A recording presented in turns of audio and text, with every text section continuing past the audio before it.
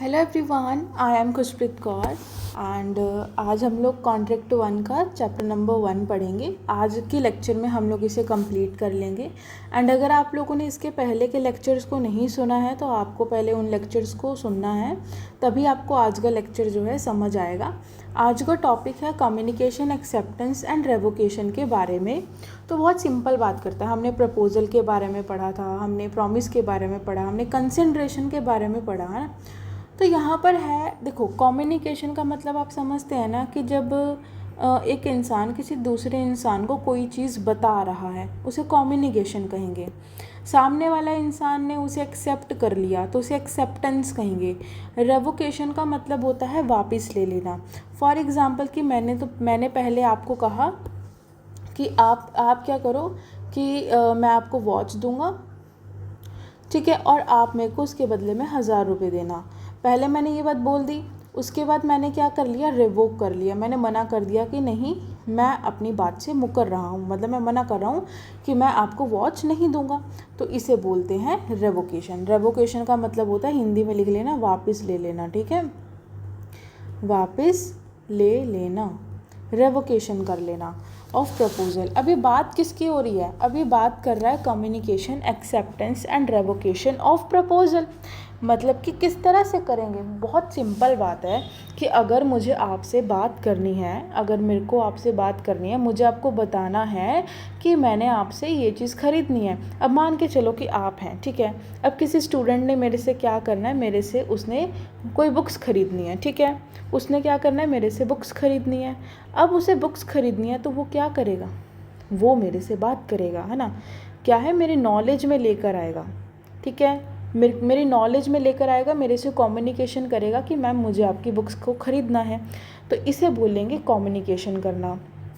किसका? प्रपोज़ल का। प्रपोज़ल आप मतलब समझते हैं कि जब एक इंसान अपनी इच्छा को जाहिर करता है किसी दूसरे पर्सन को, उसे प्रपोज़ल कहेंगे। तो अगर यहाँ पर कम्युनिकेशन हो रहा है, एक्सेप्टेंस हो रहा है, रेवोकेशन हो रहा है, किसके द्वारा? बाय एक्ट और ओमिशन के द्वारा, ठीक है। आप ओमिशन का मतलब आप समझते हैं। ओमिशन का मतलब है कि आपका ड्यूटी थी कोई काम करने का और आपने उसे मना कर दिया, तो वो चीज़, ठीक है। तो जस्ट आप इतना समझो कि एक्ट, ठीक है। क्या है एक्ट? कि आपने क्या किया, कोई एक्ट किया या आपने कोई ओमिशन किया, उस तरह से ओमिशन किया कि सामने वाले इंसान को नॉलेज में आ गया कि हाँ, आप ये काम करना चाहते हो या आप ये काम नहीं करना चाहते हो। जैसे मान के चलो कि मैंने आपसे पूछा था कि आप मेरे से वॉच ख़रीदोगे या नहीं। अब आपने क्या किया, मेरे को लेटर लिखकर पोस्ट कर दिया, तो वहाँ पर मान लिया जाएगा कि कम्युनिकेशन हो गया है, ठीक है। तो कम्युनिकेशन, एक्सेप्टेंस और रेवोकेशन किसके द्वारा किया जा सकता है? बाय एक्ट के द्वारा किया जा सकता है। अब आगे पढ़ते हैं कि सेक्शन नंबर 4 बात करता है कम्युनिकेशन व्हेन कंप्लीट, कि कम्युनिकेशन कब कंप्लीट होगा, क्या होगा, जो कम्युनिकेशन है वो कब कंप्लीट होगा। The communication of proposal is complete when it comes to the knowledge of the person to whom it is made, कि यहाँ पर सामने वाले इंसान को नॉलेज में आनी चाहिए वो बात, तब हम कम्युनिकेशन को कंप्लीट मान लेंगे। फॉर एग्ज़ाम्पल कि मैंने आपको एक व्हाट्सएप मैसेज किया, ठीक है, कि क्या आप मेरे से वॉच परचेज़ करोगे, बाय करोगे क्या वॉच, या मेरी बुक्स को आप परचेज़ करोगे। मैंने आपको मैसेज कर दिया एंड वहाँ पर 1 टिक है, मतलब अभी गया नहीं, 2 टिक आ गए और ब्लू टिक हो गया। ब्लू टिक होने का मतलब क्या है कि आपने उसे रिसीव कर लिया है, ठीक है। तो क्या है, communication of proposal is complete, जो प्रपोजल है उसे कंप्लीट मान लिया जाएगा when it comes to the knowledge of the person, कि जब सामने वाले पर्सन की नॉलेज में कोई बात आ जाए तो मान लिया जाएगा कि कम्युनिकेशन हो गया है। ये तो इसका पहला पॉइंट था। आगे इसका दूसरा पॉइंट बात करता है कि communication of acceptance is complete, कि कब होगा, ध्यान से समझना। यहाँ पर ये बात कर रहा है एक्सेप्टेंस के बारे में और नेक्स्ट पॉइंट में ये बात कर रहा है रेवोकेशन के बारे में। तो यहाँ पर हमने किसके बारे में बात की, यहाँ पर हमने प्रपोजल के बारे में बात करी, तो इसे हाईलाइट कर लेना, ठीक है। यहाँ पर हमने प्रपोजल के बारे में बात करी, यहाँ पर हम लोगों ने एक्सेप्टेंस के बारे में बात करी और यहाँ पर रेवोकेशन के बारे में बात हो रही है। तो तीनों चीज़ों के बारे में बात हो रही है। तो यहाँ पर है communication of acceptance is complete. ये कब कंप्लीट होगा? ये कंप्लीट तब होगा, मान के चलो कि एक पर्सन है, इस पर्सन ने इसे क्या दिया, एक प्रपोज़ल दिया कि आप क्या मेरी जो कार है क्या आप उसे बाय करोगे? ठीक है। एंड यहाँ पर बी पर्सन अब क्या कर रहा है, उसको एक्सेप्ट कर रहा है। ठीक है जी, क्या कर रहा है, ए पर्सन ने क्या दिया, ए पर्सन ने क्या दिया, उसे एक प्रपोज़ल दिया कि क्या आप मेरी कार को बाय करोगे। ठीक है। एंड बी पर्सन ने क्या किया, उस चीज़ को एक्सेप्ट कर लिया। अब किस तरह से एक्सेप्ट किया, कैसे नहीं किया, अब वो समझेंगे। तो जस्ट आपको पहले इतनी बात तो समझ आ गई है कि ए पर्सन ने बी पर्सन को प्रपोजल दिया कि मेरी कार खरीद लो इतने रुपए में, और बी पर्सन उसको एक्सेप्ट कर रहा है। अब एक्सेप्ट कैसे कर रहा है, देखो ध्यान से समझना कि जब बी पर्सन ने जो एक्सेप्ट कर रहा है, जब बी पर्सन क्या कर देगा, लेटर को पोस्ट कर देगा। ध्यान से समझना, ठीक है, क्या कर देगा, लेटर को पोस्ट कर देगा। एंड ध्यान से समझना, अब मान के चलो कि मेरे पास एक बुक है ना, मैं बुक्स डिलीवर करती हूँ। तो जब मैं बुक को क्या कर देती हूँ, पोस्ट ऑफिस में डिलीवर कर देती हूँ, पोस्ट ऑफिस में मैं उसे डिलीवर कर देती हूँ, तो उसके बाद मतलब वो क्या हो गया, मेरी आउट ऑफ पावर हो गया, मतलब मेरे हाथ से बाहर निकल गया। मतलब अब मैं चाहकर भी उसे वापस नहीं बुला सकती। क्या बात समझ गई कि जो बी पर्सन है, बी पर्सन बोलता कि ठीक है सर, मैं आपकी कार को ख़रीद लेता हूँ। वो एक लेटर लिखता है और लेटर को पोस्ट कर देता है। जब उसने एक लेटर को पोस्ट कर दिया तो वो उसकी आउट ऑफ पावर चला गया। यहाँ पर मान लिया जाएगा कि उसने जो एक्सेप्टेंस किया है वो किसके अगेंस्ट में किया, ए पर्सन के अगेंस्ट में। ठीक है, अगर बेयर एक्ट पढ़ोगे तो बहुत मुश्किल लगेगा, लेकिन यहाँ पे समझ लेना कि जो लेटर पोस्ट किया है आउट ऑफ पावर उसके चला गया है, मतलब उसके हाथ से बाहर निकल गया, अब वो कुछ नहीं कर सकता। और यहाँ पर उसने जो एक्सेप्टेंस किया वो किसके अगेंस्ट में किया, ए के अगेंस्ट में। और ए कौन है, जिसने प्रपोजल दिया है। तो बेयर एक्ट एक बार ओपन करके आप इस लाइन को पढ़ना। अब समझो, अब ए पर्सन क्या करा, अब ए पर्सन ने व्हेन ए रीड लेटर, अब जब ये जो लेटर पोस्ट किया, जब ये इसे क्या कर लेगा, रीड कर लेगा, देन एक्सेप्टेंस क्या हो जाएगा, कंप्लीट हो जाएगा अगेंस्ट दी बी। क्या बात क्लियर है कि यहाँ पर जब बी पर्सन लेटर पोस्ट कर देगा तो ए के अगेंस्ट में एक्सेप्टेंस मान लिया जाएगा। जब यहाँ पर ए पर्सन क्या कर लेगा, इसे रीड करेगा, देन एक्सेप्टेंस को कंप्लीट मान लिया जाएगा अगेंस्ट दी बी।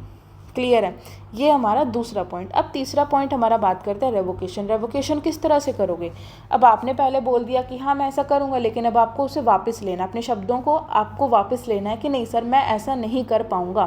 पहले मैं बोल देती हूँ कि हाँ मैं आपको बुक भेज दूँगी, लेकिन फिर मैं आपको मना कर रही हूँ कि नहीं सर मैं आपको बुक भेज नहीं पाऊँगी, तो इसे कहेंगे revocation. The communication of a revocation is complete. कब कंप्लीट होगा, तो ध्यान से समझना, यहाँ पर क्या है, बी पर्सन, वही सेम बात है, ए ने प्रपोजल दिया था, बी ने उसे एक्सेप्ट किया था। अब ध्यान से समझना कि बी रिवोक कब करेगा, ध्यान से समझना, बी रिवोक तब करेगा जब वो लेटर को पोस्ट कर देगा against the revocation complete against B. ध्यान से समझना कि यहाँ पर एक बी पर्सन है ना। अब मान के चलो कि मुझे मना भी करना है ना। अब किसी ने क्या किया, किसी ने मेरे से बुक्स परचेज़ की है ना, किसी ने क्या कर दिया, किसी ने मेरे को 500 रुपीज़ दिए। ठीक है, अब मैंने क्या किया, यहाँ पर क्या है, मैं क्या हूँ, प्रपोज़ल, और ये एक्सेप्टेंस है ना।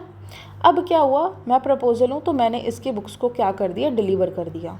ठीक है जी, अभी मान के चलो कि मैंने बुक्स को डिलीवर आज किया है ना, और ये स्टूडेंट मेरे को आके बोलता कि मैम मुझे आपकी बुक परचेज़ नहीं करनी। देखो भाई, मैं अपनी जो इसकी बुक थी मैं उसे पोस्ट ऑफिस में डिलीवर करके आ चुकी हूँ, तो अब ये वाला पर्सन क्या नहीं कर सकता, ये रिवोक नहीं कर सकता। तो मतलब ए पर्सन जो है वो रिवोक उसी टाइम तक कर सकता है जिस टाइम तक वो आउट ऑफ पावर ना हो। अब जब मैंने डिलीवर ही कर दिया तो मैं उसे कैसे वापस लेके आऊँ, बात समझ गए क्या। तो वही सब यहाँ पे भी लिखा है कि when A read letter of revocation, ध्यान से, बी ने क्या किया, बी ने रेवोकेशन का लेटर भेज दिया ए पर्सन को, ओके सर मुझे आपसे नहीं खरीदना। यहाँ पर जब बी ने रेवोकेशन का लेटर भेज दिया तो कंप्लीट रेवोकेशन कंप्लीट हो जाएगा अगेंस्ट दी बी। ध्यान से समझना, किसके अगेंस्ट में, बी के अगेंस्ट में हो जाएगा। एंड यहाँ पर जब ए पर्सन उस लेटर को रीड कर लेगा, देन यहाँ पर ए के अगेंस्ट में क्या हो जाएगा, रेवोकेशन कंप्लीट हो जाएगा। क्या बात समझ गए क्या। अगर अभी भी बात नहीं समझ आई तो आप मेरे को बता सकते हैं कमेंट बॉक्स में। ठीक है, अब एक बार हम लोग दोबारा से इसको देख लेते हैं, क्योंकि सेक्शन 3, 4, 5 ये तीनों इंपॉर्टेंट है। तो रेवोकेशन क्या है, रेवोकेशन हो रहा है, बी पर्सन बोलता है मुझे तुमसे नहीं खरीदना, तो बी ने रेवोक किया, लेटर पोस्ट कर दी, और यहाँ पर जो उसने रेवोकेशन किया वो किसके अगेंस्ट में हो गया, अपने ही अगेंस्ट में। मतलब यहाँ पर ये सामने वाली पार्टी के अगेंस्ट में हो रहा था, यहाँ पर अपने ही अगेंस्ट में हो रहा है। ठीक है, जब ए क्या करेगा, जब इस लेटर को रीड कर लेगा तो वो उसके अगेंस्ट में क्या है, रेवोकेशन मान लिया जाएगा। तो अब है 5वां पॉइंट। अब 5वां पॉइंट बात करता है, 5वां सेक्शन बात करता है revocation of proposal and acceptance, कि ये जो प्रपोजल है और ये जो एक्सेप्टेंस है ये किस तरह से रिवोक होंगे। अब ए पर्सन है, देखो जी, before posting a letter A needs to revoke, ध्यान से समझना, यहाँ पर बात हो रही थी किसके, रेवोकेशन कब कंप्लीट होगा, है ना। यहाँ पर बात हो रही है कि रेवोकेशन प्रपोजल और एक्सेप्टेंस का किस तरह से होगा। तो ध्यान से समझना कि before posting a letter A needs to revoke, कि ध्यान से समझो कि बी एक लेटर पोस्ट कर रहा है एक्सेप्टेंस का, ये एक्सेप्टेंस करने से पहले उसको क्या करना पड़ेगा, लेटर को पोस्ट करना पड़ेगा कि मुझे क्या करना है, मुझे रिवोक करना है। क्या बात समझ गए, before posting a letter A needs to revoke. ध्यान से समझो कि यहाँ पर, अब यहाँ पर थोड़ा अपोजिट हो जाएगा। अपोजिट किस तरह से होगा कि यहाँ पर ए क्या करेगा, मैं लिख देती हूँ कि ए को क्या करना पड़ेगा, ए रिवोक करेगा। ठीक है जी, ए रिवोक करेगा बी के लेटर भेजने से पहले। अगर बी ने लेटर भेज दिया मतलब उसने एक्सेप्टेंस कर लिया, अगर अब एक्सेप्टेंस हो गया तो जो ए पर्सन है वो क्या नहीं कर सकता, वो रिवोक नहीं कर सकता। वही सेम इसके लिए रहेगा। ठीक है, कि अब यहाँ पे क्या है, बी ने क्या किया, बी ने ए को लेटर भेजा एक्सेप्टेंस का, तो बी को क्या करना पड़ेगा, अगर अब बी को रिवोक करना है तो इसे ए को नॉलेज में देना पड़ेगा कि मैं रिवोक कर रहा हूँ इसके, बी ने जो लेटर भेजा उसके पहुँचने से पहले पहले। क्या बात समझ गए कि एक बी पर्सन है, बी पर्सन ने लेटर पोस्ट कर दिया एक्सेप्टेंस का, लेकिन अब बी पर्सन चाहता है कि मैं क्या करूं, मैं रिवोक कर लूं, तो ए के पास लेटर पहुंचने से पहले पहले उसे क्या करना पड़ेगा, उसे रिवोक करना पड़ेगा। और वही सेम चीज़ मैंने यहाँ पर भी बताई थी कि अगर ए को रिवोक करना है तो उसको बी के लेटर भेजने से पहले पहले उसे क्या करना पड़ेगा, रिवोक करना पड़ेगा। ये हमारा सेक्शन 3, 4 एंड 5 बात करते हैं। ठीक है, अगर आपको इसके डिटेल्ड नोट्स चाहिए तो आप लोग मेरे को इस नंबर पे कांटेक्ट कर सकते हैं। ठीक है, एंड मेरी इंस्टाग्राम आईडी है नोट्स बाय खुशप्रीत, आप मेरे को वहाँ पे भी फॉलो कर सकते हैं। ठीक है, एंड अब है सेक्शन नंबर 6। सेक्शन नंबर 6 हमारा बात करता है कि रेवोकेशन किस तरह से होगा। रेवोकेशन बहुत इजी वे में हो सकता है भाई, बाय नोटिस। आप सामने वाली पार्टी को नोटिस दे दो कि सर मैं रेवोकेशन कर रहा हूँ, मुझे नहीं करना, या लैप्स ऑफ टाइम। मैंने आपको टाइम पीरियड दिया था कि आप मेरे को 1 जनवरी तक बता देना कि आपको मेरे से कॉन्ट्रैक्ट करना है कि नहीं करना है। 1 जनवरी बीत गई, आपने मेरे को कोई रिप्लाई नहीं दिया, इसका मतलब ये है कि आप मेरे से कॉन्ट्रैक्ट करना नहीं चाहते हो। कंडीशन ऑफ अ प्रेसिडेंट, मैंने कहा था कि अगर आपको मेरे से कॉन्ट्रैक्ट करना है तो आपको मेरे को एडवांस पेमेंट देनी पड़ेगी 10,000 रुपये की, जो कि आपने नहीं दी। आपने मेरे को 10,000 रुपये की पेमेंट नहीं दी, तो मतलब कि यहाँ पर आपने कंडीशन को क्या कर दिया, ब्रीच कर दिया। कंडीशन जो थी वो आपने फुलफ़िल नहीं की, तो यहाँ पर अपने आप ही ऑटोमेटिकली क्या हो जाएगा, रेवोकेशन हो जाएगा। फिर है डेथ और इंसैनिटी, अगर किसी इंसान की डेथ हो गई है तो वो ऑटोमेटिकली क्या हो जाएगा, उसकी रेवोकेशन हो जाएगा। और अगर इंसैनिटी है, कोई इंसान अनसाउंड माइंड का है, कोई इंसान क्या है, अनसाउंड माइंड का है, तो वो भी क्या हो जाएगा, रिवोक हो जाएगा अपने आप। अब सेक्शन नंबर 7 जस्ट इतनी बात करता है कि एक्सेप्टेंस मस्ट बी एब्सोल्यूट होना चाहिए, कि अगर कॉन्ट्रैक्ट करने से पहले मैंने आपको बता दिया कि आपको कॉन्ट्रैक्ट को इस तरह से परफॉर्म करना है तो आपको उसी तरह से करना पड़ेगा। अगर मैंने बोल दिया कि आपको एडवांस पेमेंट देनी है तो देनी पड़ेगी, अगर एडवांस पेमेंट नहीं दोगे तो हम कॉन्ट्रैक्ट को फुलफिल नहीं करेंगे। क्या बात समझ गए, एब्सोल्यूट का मतलब समझते हैं ना, acceptance must B absolute and unqualified, कि वो क्या होना चाहिए, एब्सोल्यूट होना चाहिए। जैसा मैंने आपको कहा है कॉन्ट्रैक्ट में करने के लिए आपको वैसा ही करना पड़ेगा। When there is no specific manner, अगर तो मैंने बता दिया कि आपको इस तरह से कॉन्ट्रैक्ट को परफॉर्म करना है तो उसी तरह करना पड़ेगा। अगर मैंने नहीं बताया, when there is no specific manner then acceptance must be usual manner and the reasonable manner, कि जो एक्सेप्टेंस होगा वो यूजुअल मैनर में होगा और रीजनेबल मैनर में होगा। अगर स्पेसिफिक मैनर बताया गया है कि आपको इस तरह से कॉन्ट्रैक्ट को परफॉर्म करना है तो आपको उसी तरह से कॉन्ट्रैक्ट को परफॉर्म करना पड़ेगा एंड आप अपनी बात से मुकर नहीं सकते फिर, ठीक है। तो ये हमारा है सेक्शन नंबर 7। ये शॉर्ट में आपसे पूछा जा सकता है तो अच्छे से याद कर लेना। अब है सेक्शन नंबर 8। मैंने आपको रेसिप्रोकल प्रॉमिसेस के बारे में पढ़ाया था। रेसिप्रोकल प्रॉमिस क्या होता है कि भाई जब दोनों पार्टीज कुछ ना कुछ ले रही हैं और कुछ ना कुछ दे रही हैं, है ना। तो यहाँ पर कहा गया कि acceptance by performing a conditions, आप कुछ कंडीशंस को परफॉर्म कर रहे हो, किसके द्वारा, मतलब एक्सेप्टेंस कर रहे हो और उसके दौरान आप कुछ कंडीशंस को परफॉर्म कर रहे हो जब आप कंसिडरेशन रिसीव कर रहे हो।